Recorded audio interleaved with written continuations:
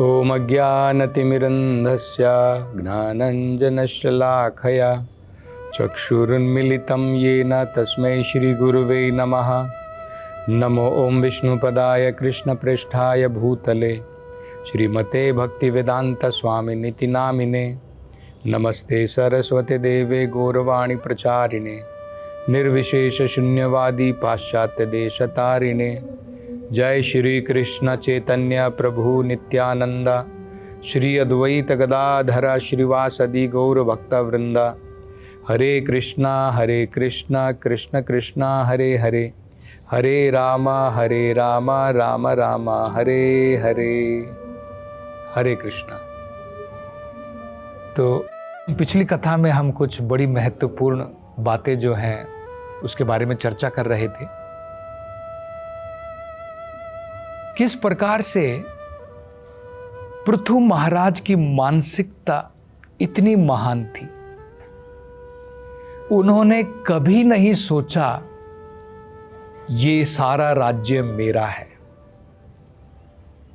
हमेशा उनको ये ज्ञान था ये सारा राज्य भगवान और भगवान के जो महान संत गण हैं, जो भगवान को अत्यंत प्रिय हैं, जो भगवान के सेवक हैं, ये सब उनका है।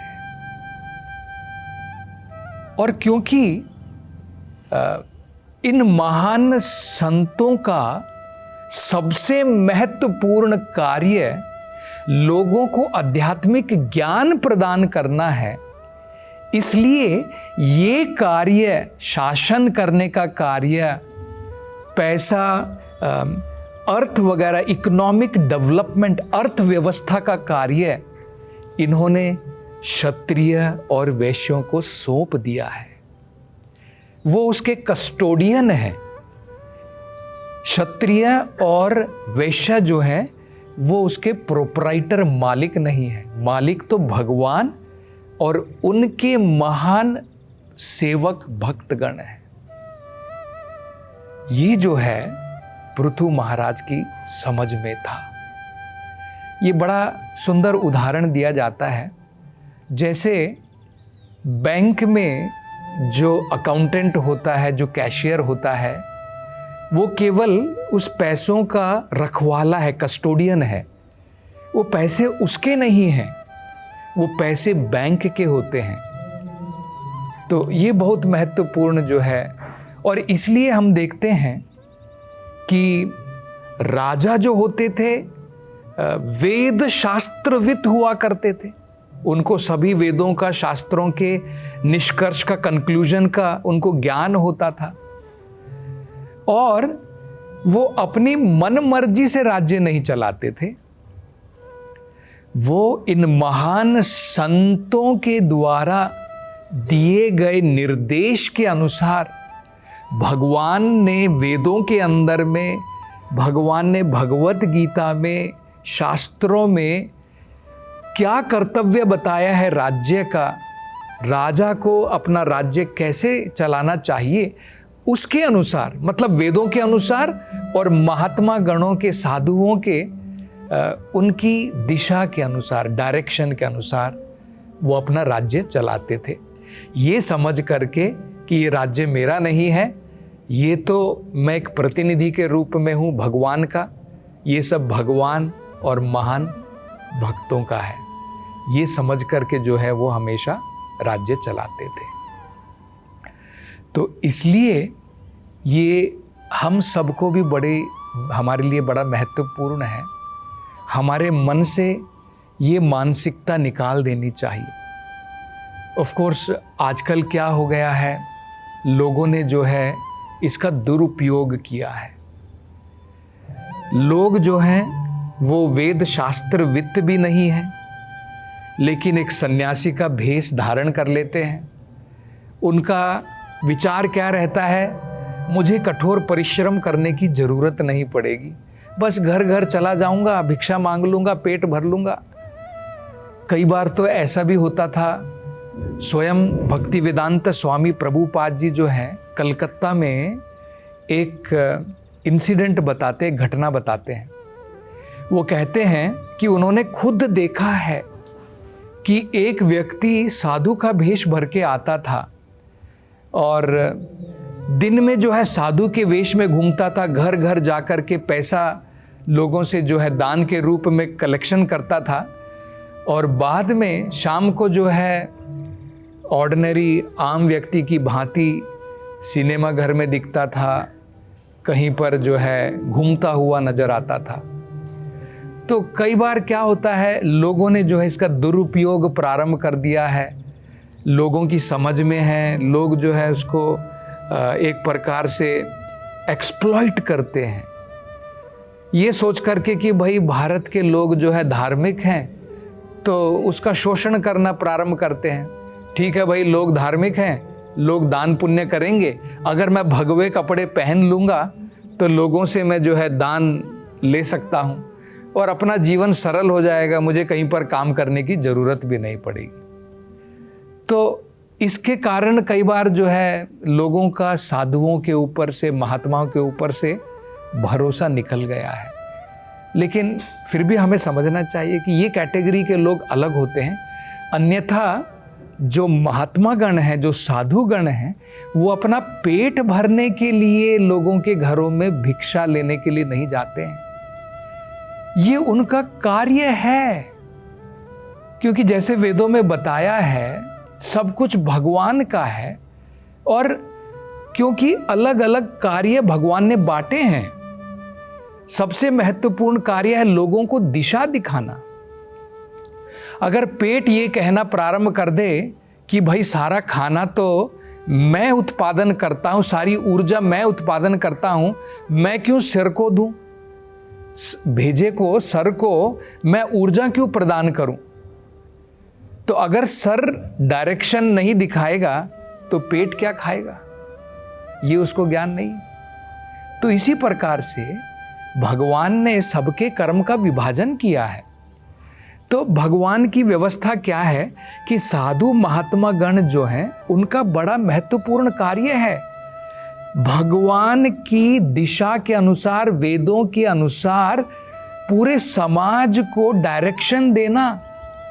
आज क्योंकि समाज के अंदर में कोई दिशा नहीं है, इसलिए हम लोग देखते हैं इतना भ्रष्टाचार है, लोग सुखी नहीं हैं, क्योंकि कोई दिशा दिखाने वाला नहीं है, ऐसा हो गया है।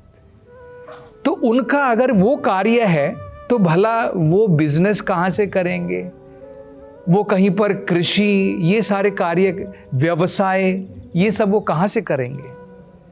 तो ये कार्य जो है क्षत्रियों के लिए एडमिनिस्ट्रेशन, शासन करना और बिजनेस करना, ये वैश्यों के लिए कार्य दिया गया है। तो ये हमें समझना है, उनको ये नहीं सोच लेना चाहिए कि भाई ये सब कुछ मेरा है और अब मैं जो हूँ, ये साधुगण जो मेरे घर में आए, मैं इनको भिक्षा दे रहा हूँ, ऐसा उनको जो है नहीं सोचना चाहिए।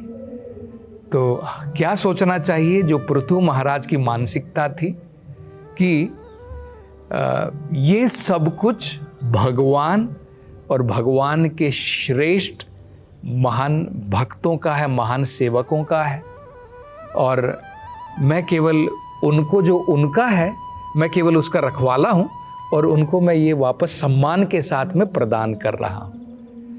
ये बड़ा महत्वपूर्ण है जो पृथु महाराज की जो मानसिकता है। और एक वो बड़ा महत्वपूर्ण बात बताते हैं पृथु महाराज कहते हैं, एक संस्कृत में वो कहते हैं, विना उदा पात्रम।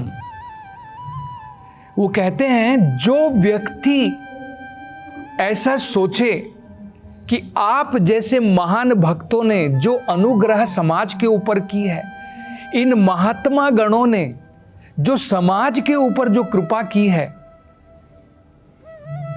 अगर कोई सोचता है कि मैं इनको वापस दे सकता हूं, इसके बदले में इनके उधार को मैं चुका सकता हूं,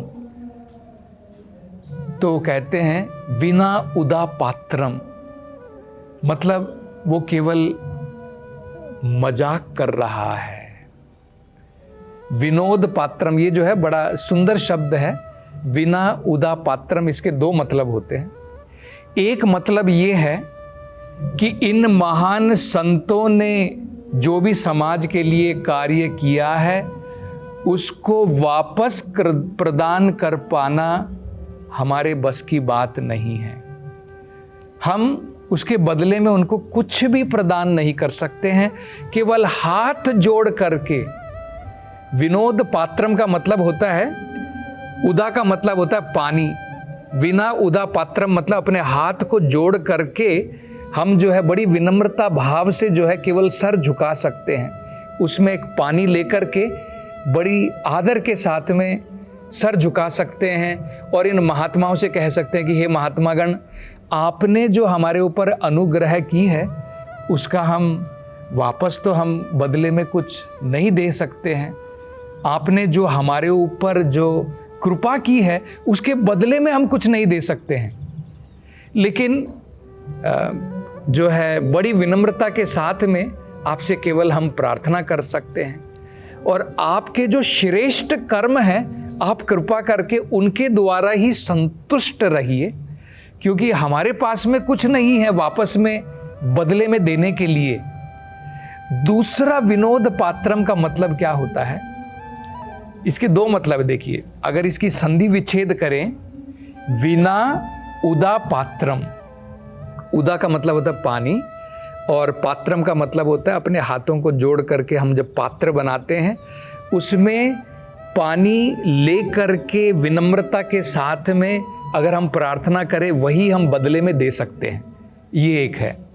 दूसरा मतलब होता है, अगर इसको एक साथ में देखें, विना उदा पात्रम की जगह में ये बन जाता है विनोद पात्रम। विनोद पात्रम, विनोद का मतलब होता है मजाक। जो व्यक्ति ऐसा सोचता है कि इन महात्मा गणों ने जो भी भलाई की है समाज के लिए, इसके लिए मैं इनका जो है उधार चुका सकता हूँ, इनका ऋण मैं अदा कर सकता हूँ, जो व्यक्ति ऐसा सोचता है वो विनोद पात्रम है। मतलब वो केवल अपना मजाक उड़ा रहा है। जैसे जोकर होता है ना, जोकर उसको विनोद पात्रम कहते हैं। जो व्यक्ति ऐसा सोचता है कि महान संतों ने जो भलाई की है समाज की, उसका उधार, उसका ऋण मैं उनको वापस चुका सकता हूं, वो केवल विनोद पात्रम है। तो इतने महान विचार हैं पृथु महाराज के इन महान संतों के प्रति कि हे महान संतों, मैं भी आपके ऋणों को नहीं चुका सकता हूँ। आपने जो कृपा मेरे ऊपर की है, मेरी प्रजा के ऊपर की है, लोगों के ऊपर जो आप कृपा करते हैं, उसका ऋण मैं भी नहीं चुका सकता हूँ। मैं भी केवल हाथ जोड़ करके उसमें पानी भर के केवल विनम्रता के साथ में आपसे प्रार्थना मात्र कर सकता हूँ कि आप जो कार्य कर रहे हैं उसी से संतुष्ट रहिए, क्योंकि मेरे पास कुछ नहीं है आपको देने लायक वापस आपने जो वो कार्य किया है। तो ये जो है बड़ा महत्वपूर्ण है। मतलब क्या है कि हमें ये समझना चाहिए कि ये जो महान भगवान के संत हैं, ये जो कार्य करते हैं भगवान के प्रतिनिधि के रूप में, लोगों को जो ये ज्ञान, आध्यात्मिक ज्ञान जो प्रदान कर रहे हैं, इससे बढ़ कर के बड़ा कार्य पूरे समाज के अंदर में कुछ नहीं है। ऐसा क्यों है? क्योंकि मान लीजिए कोई व्यक्ति भूखा है, आप उसको एक समय का भोजन दे दीजिए, आपने उसकी भलाई कर दी। एक व्यक्ति के पास में घर नहीं है, आपने उसको रोटी कपड़ा मकान प्रदान कर दिया, तो उसकी भलाई हो गई। लेकिन क्या आपने उसकी प्रॉब्लम जड़ से सॉल्व कर दी उसको रोटी कपड़ा मकान देने के बाद में? उसकी प्रॉब्लम जड़ से तो सॉल्व नहीं हुई है। भौतिक संसार में बार बार जन्म लेना पड़ेगा, कई बार नीचे के प्राणियों में जन्म लेना पड़ेगा, कई बार हो सकता है उसको अच्छी देह की प्राप्ति हो जाए, तो ये तो चलता रहेगा। उसकी प्रॉब्लम कब सॉल्व हो जाएगी? जैसे मान लीजिए एक उदाहरण हम ले सकते हैं, एक अमीर पिता का जिसके पास में सब कुछ है, उसका बेटा घर छोड़ करके भाग गया है। उसका बेटा घर छोड़ करके गया है, कुछ व्यक्ति उसको जो है एक समय का भोजन दे देता है, कुछ व्यक्ति उसको स्थान दे देता है कि भाई तुम यहाँ पर सो जाओ, कोई व्यक्ति उसको थोड़ा काम दे देता है, यहाँ पर काम कर लो, मैं तुम्हें कुछ पैसे दे दूंगा। तो ठीक है, इन सब लोगों ने कुछ ना कुछ भलाई की है, लेकिन क्या ये सबसे बड़ी भलाई है? सबसे बड़ी भलाई उसमें है जब उस व्यक्ति को वो राजी मंद कर दे, उसको कन्विंस कर दे कि भाई तुम घर छोड़ करके भाग गए हो, इतने सड़क के ऊपर भटक रहे हो, भिक्षा मांग रहे हो, कष्ट भोग रहे हो, तुम्हारे पिता के अंदर में सभी प्रकार के सामर्थ्य हैं, उनके पास में सब कुछ है तुम्हें प्रदान करने के लिए, बेटा तुम वापस घर चले जाओ। कोई व्यक्ति अगर उसको वापस घर ले आता है, वो उसकी सबसे बड़ी भलाई है, क्योंकि उसकी सारी प्रॉब्लम ही सॉल्व हो जाती है। पिता के पास में सब कुछ है, रोटी है, कपड़ा है, मकान है, पैसा है, सुख है, सब कुछ है।